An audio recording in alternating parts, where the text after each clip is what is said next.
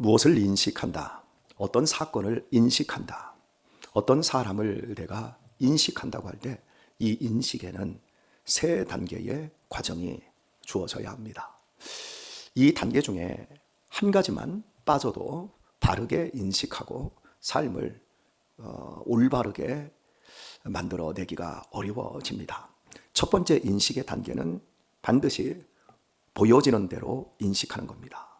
특별히 아이들, 어린 시절에 아이들은 보여지는 대로 판단을 해버립니다. 보이는 것이 전부이고 보이는 것이 곧 진리이고 보이는 것이 사실이라고 생각을 하게 됩니다. 그런데 조금 성숙해진 사람들은 보여지는 사람, 보여지는 사건을 통해서 보이지 않는 그 이면을 볼 수 있습니다. 그러니까 본질을 인식할 수 있다는 거죠. 특별히 우리 어른들은 나이를 먹고 나서 사람을 볼 때 앞에 있는 그것만 보고 판단하지 않습니다. 반드시 그 사람의 마음, 그 사람이 왜 저런 이야기를 하는가, 이 일에 어떤 의미가 있나, 이런 것들을 늘 그 뒷면까지 생각을 하는 이 두 번째 단계로 나아가게 되어집니다. 그렇다면 여러분, 보여지는 대로 판단하는 사람과 보여지는 것과 함께 보이지 않는 이면까지 판단하는 사람들 가운데 어떤 부류가 더 풍성하고 바른 삶을 살 것인지는 분명하지 않습니까? 보여지는 것보다 보여지는 것 너머까지 함께 볼 수 있는 사람이 인생을 행복하게 살 것은 분명합니다. 그러나 인식의 단계는 이 두 단계로 끝나지 않습니다. 첫 번째, 보여지는 대로. 두 번째, 보여지는 것 그 이면. 도대체 세 번째 단계는 도대체 이것이 무엇을 의미하고 이 보여지는 사건과 보여지는 뒷면의 이야기까지 이걸 통해서 나는 무엇을 깨달아야 되고 나는 어떻게 살아야 되는가, 삶에 적용하는 데까지 나아가게 할 수도 있습니다. 이게 인식의 세 번째 단계라고 할 수가 있겠습니다. 이 인식의 세 번째 단계를 가지고 구체적으로 한번 적용을 해보도록 하십시다. 참 우리 시대가 지난 20년을 거쳐오면서 정치사의 대격변과 같은 혼돈의 시간들을 겪어온 것 같습니다. 제가 느끼기에는 20년이라고 하기에는 조금 시간이 좀 그렇지만 한 30년을 잡아야 좋을 것 같아요. 1988년 그 무렵에 이제 삼김 시대가 열리기 시작을 했습니다. 전두환 정권이 드디어 물러가기 시작하고 군사 정권이 이제 문을 닫을 수 있는 찬스에서 김영삼, 김대중 또 김종필 씨가 3당 합당을 해버리죠. 이 김대중 씨는 빼겠습니다. 따로였으니까 그때 통일민주당이었으니까 김영삼 씨와 김종필이 손을 잡았는데 그 김종필이 두둔하고 있었던 당의 대표는 당시 노태우였습니다. 여전히 군사정권의 힘. 그래서 그때 두 김 씨가 서로 한 당을 만들어서 대통령 후보를 냈다 그러면 역사는 달라졌을 건데 그때 그렇게 하지를 않아가지고 드디어 노태우 씨가 물러나고 1992년 그 무렵에 김영삼 씨가 대통령이 되었지요. 드디어 문민정부가 출발하면서 오랜 한 30년도 넘는 군사 독재가 이제 막을 내리게 되었습니다. 이때부터 문민정부가 들어서고 그 다음에 햇볕 정책을 펼쳤던 김대중 정부가 들어서면서 드디어 언론의 자유라든지 표현의 자유라든지 결사 집회의 자유 이런 것들이 보장이 되면서 우리 사회는 물고 뜯고 하는 혼돈의 대격전장으로 그 정치 성향이 바뀌기 시작했습니다. 그 전까지는 80년대, 90년대 이 초반까지만 해도 9시 뉴스 뚜 전두환 대통령은 이렇게 시작했어요. 기억하셔요? 자, 그전에는 뚜다가 노무현 대통령은 그러니까 방송이 어용 방송이었던 거예요. 그전에는 박정희 정권 속에서는 더 했고 그러다가 이제 누구나 이제 더 이상 이제 이런 식으로 정치를 하지 않으니까 이 바뀌고 보수가 잡았다, 진보가 잡았다, 보수가 잡았다, 진보가 잡았다 이러다 보니까 이제는 무서울 게 없는 그런 세상이 된 거예요. 지금 아무리 잘하는 사람도 나중에 5년 있다 보자, 4년 있다 보자 이런 식이지요. 그러다 보니까 한 30년을 거쳐오는 우리 정치사에서 정치인들이 욕을 엄청나게 먹습니다. 정치 그따위로 할래? 참 한심스럽다. 나라가 꼴이 아니다. 오히려 조선 말기의 세도 정치보다도 더하다 욕을 엄청나게 하게 되었지요. 우리가 보기에도 한심스러운 작태가 많이 이어져서 저는 정치인들에 대해서 존경을 갖거나 정치를 잘한다고 하는 사람들을 보기가 참 어렵습니다. 만약에 난 정치 잘한다 이렇게 하면 너 보수지 하고 욕을 하고, 또 정치 못한다 그러면 너 진보지.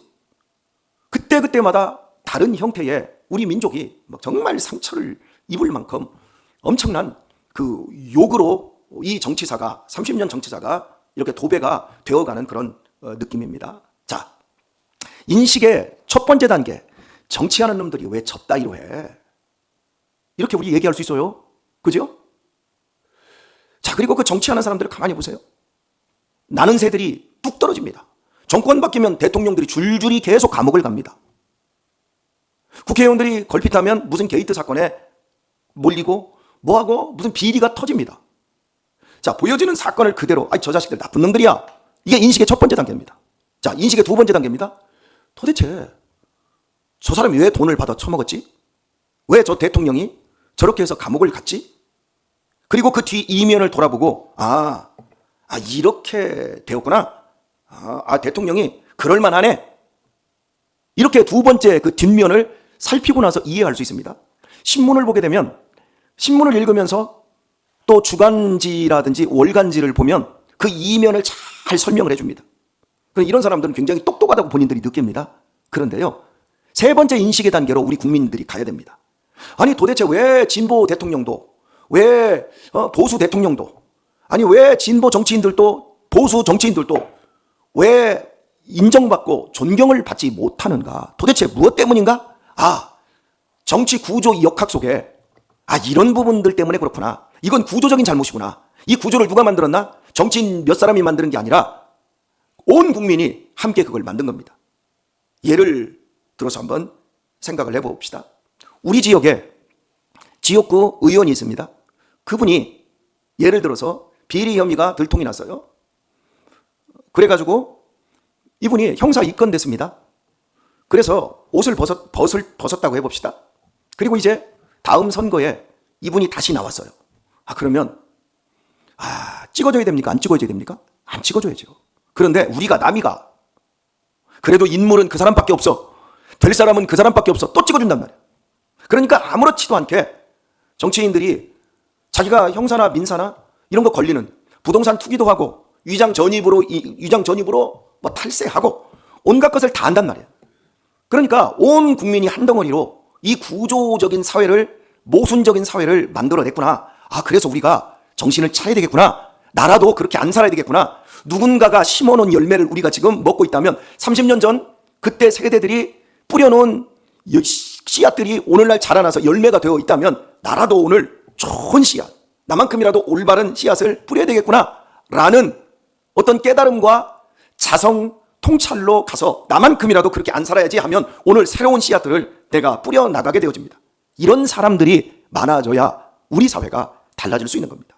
제가 여러분에게 이 교회에서 목양을 하면서 몇 가지 이야기를 했던 것 중에 하나, 제가 은퇴하기 전까지는 그 어떤 것도 제 소유로 이름을 올리지 않는다. 그래서 저는 지금까지도 월세를 삽니다. 저는 뭐 자동차 구하고 제 이름으로 되어 있는 게 아무것도 없습니다. 무소유는 아니지만 무등재의 어떤 그것을 제가 실천하고 있습니다. 왜냐하면 교회 안에 목사님들이 당신 납부로 막 집 여러 채 해놓고 막 교회 법인 해놓고 이런 것들을 막 자기 것으로 돌리고 이래서 빚어지고 있는 문제들을 제가 30년 전에 이미 많이 보아왔거든요. 그런 것들을 제가 보면서, 그리고 또 한 가지, 제가 우리 교회에서 여러분들, 제가 이 교회를 떠나지 않겠지만 여러분들이 저를, 제 명예를 인정해주고 존중해주지 않고 저를 짓밟으면 저는 이 교회에서 목회하지 않겠다라고 여러분에게 말씀드렸습니다. 왜냐하면 뒤에서 욕을 하는 성도들, 권사님, 장로님들을 제가 수도 없이 많이 봤거든요. 담임 목사님을 헐뜯고 뭐 어떻다, 담임 목사님 헐뜯 않으면 사모님이 옷 입은 꼬라지가 뭐냐, 사모님이 그 화장한 꼬라지 뭐라, 머리 저 복관 먹은 거 봐라, 이런 거 가지고 막 욕을 하는 이런 것들을 제가 너무너무 많이 봤기 때문에 이건 교회의 참된 본질이나 교회가 추구해야 될 진정한 목적이 아니란 말이에요. 그래서 제 스스로가 이런 부분들을 제가 잘 해야 되겠다. 그래서 제 나름대로 오늘의 목회를 하고 있고, 그래 나는 골프 같은 거 안 칠래. 왜냐하면 골프를 치러 가고 그 시간 속에서 목사님들의 어떤 본질이 자꾸 회색되고, 골프가 나쁜 운동은 아니지만 골프를 하는 건 서민이 할 수 있는 운동이 아니란 말이에요. 최소한 목사는 서민적인 삶, 그 정도 수준에서 맞춰야지 너무 높게 맞추면 안 된다. 자동차도 마찬가지예요. 그런 의미였거든요.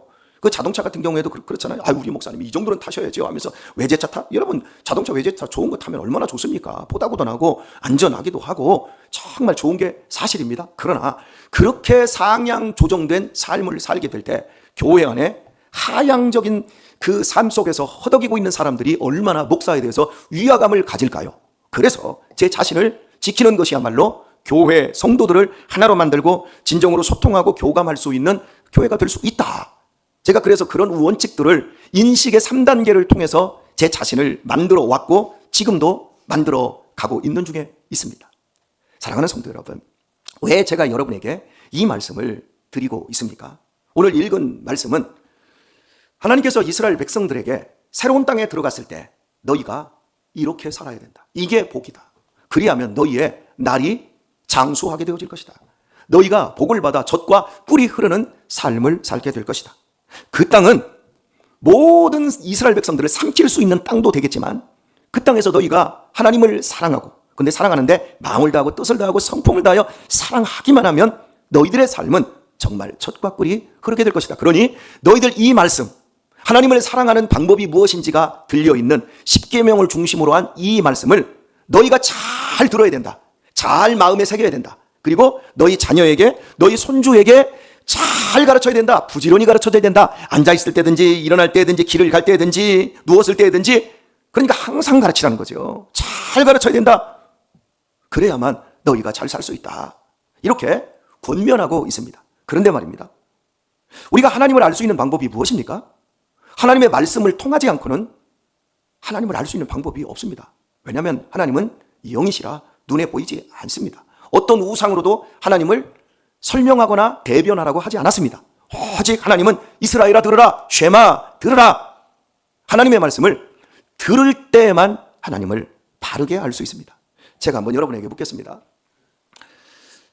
구약성경은 39권이고요 신약성경은 27권입니다. 이렇게 말했을 때 고개를 갸우뚱하는 분들이 계십니다. 성경이 66권이야? 한 권인데? 이 정도 수준에 있는 사람은 아직 신앙을 유치원 수준이라고 이야기를 해야 되겠습니다. 자, 이 신구약 성경 39, 27에서 66권은 이 성경을 다 읽고 신앙생활을 하는 사람이 얼마나 있을까요? 정독하고 이 신앙생활을 하는 사람이 과연 얼마나 있을까요? 하나님을 알 수 있는 방법은 이 말씀을 바르게 내가 읽고 바르게 그 뒷면도 보고, 그리고 이 말씀을 통찰, 깨달음으로 이 말씀대로 내 삶을 살아야 되는데 과연 그 인식의 3단계까지 가 있는 사람들이 얼마나 있을까요? 제 딸을 위시해서 우리 교회 청년들에게 제가 여러 가지 결혼에 대해서 이야기를 하고 결혼에 대해서 질문을 제가 받습니다. 그런데 대부분의 우리 청년들이 갖고 있는 생각이 뭐냐면, 얼굴 이쁜 거, 돈 많은 남자, 나는 그 사람에게 반해야 결혼할 수 있을 것 같아. 참, 제가 물어봅니다. 정말 잘생기고 예쁜 사람, 그걸 기준으로 해서 결혼해서 잘 살아난 사람이 동서고금에 있다 없다? 없어요. 돈 많은 남자, 돈 많은 여자, 첫눈에 반해서 결혼해서 잘 사는 사람이 동서고금에 있다 없다? 없습니다. 이렇게 심각하게 이야기를 해줘도 애들이 나는 그래도 이쁜 여자, 나는 그래도 잘생긴 남자, 고집을 피웁니다. 그리고 결혼합니다. 그리고 동서고금에 절대 잘 살지 못하는 그 아픈 삶을 당하게 되어집니다.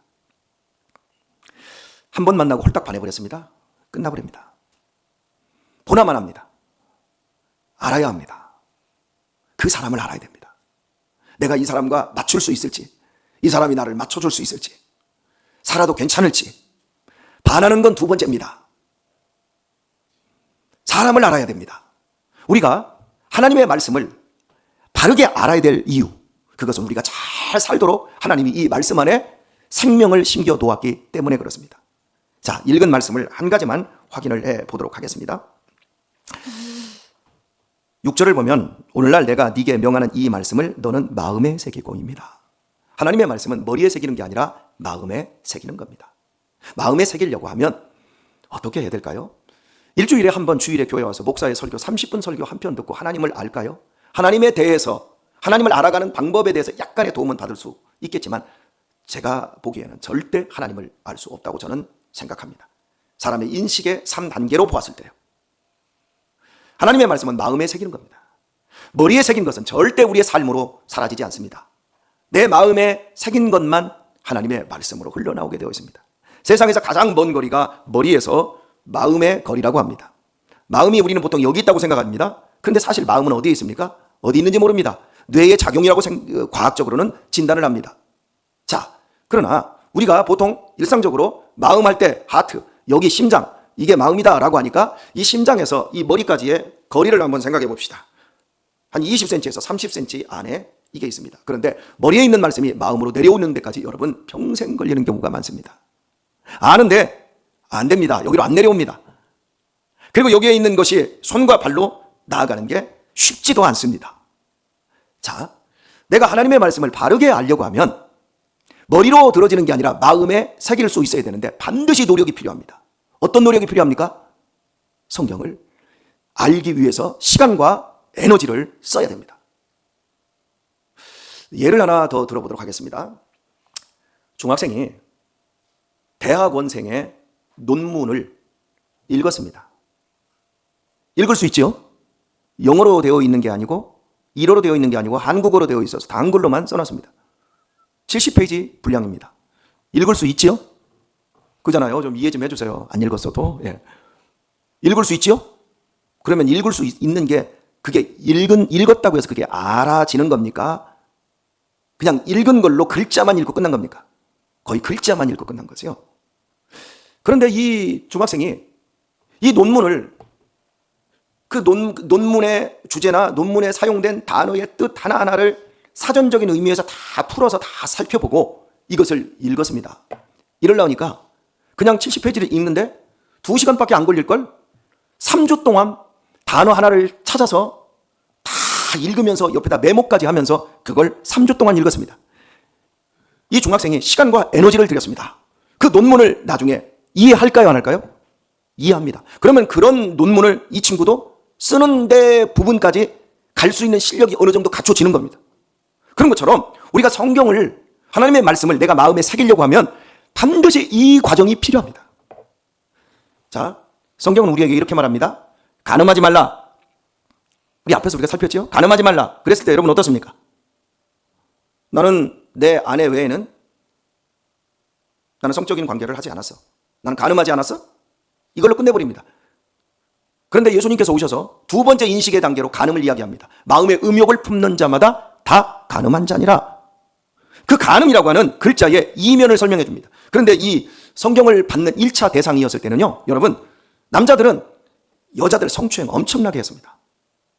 말마다 성추행하고 그냥 어깨에 손 올리고, 우리 미투 운동이 10년 전에 있지 않았습니까? 그때 여러분 나도 해가지고 막 미투 운동 나면서 지금은 말하는 거, 이렇게 스킨십 하는 거, 이런 모든 것들 자칫 잘못하면 다 간음으로, 간음과 연관된 성추행, 성폭행으로 다 엮여버립니다. 근데 이 시대에 이 성경 이야기는 간음하지 말라라고 하는 것, 그 글자를 오늘날의 내 시각으로 그냥 받아들여 버리면 안 돼요. 그 당시에는 간음이 아닌 사회였어요. 그냥 내가 다른 사람에게 몸만 섞지 않으면, 다른 사람의 어깨를 쳐도, 엉덩이를 쳐도 간음이 아니었어요.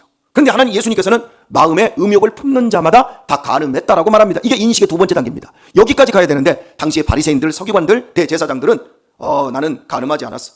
그러면서 온갖 음란한 것들을 다 즐깁니다. 그래서 예수님께서 이 외식하는 이 독사의 새끼들아, 그들은 성경을 완벽하게 읽고 있고요, 시편까지 완벽하게 외우고 있습니다. 우리가 지금 보고 있는 신명기까지, 창세기, 출애굽기, 레위기, 민수기, 신명기까지 완벽하게 외우는데 그들이 외우고 있는 그 말씀은 다 머릿속에 있지 그들의 마음에 새겨지지 않으니까 삶으로 나오지를 않습니다. 그러니까 제사장의 입에서 음란한 이야기가 거침없이 나옵니다.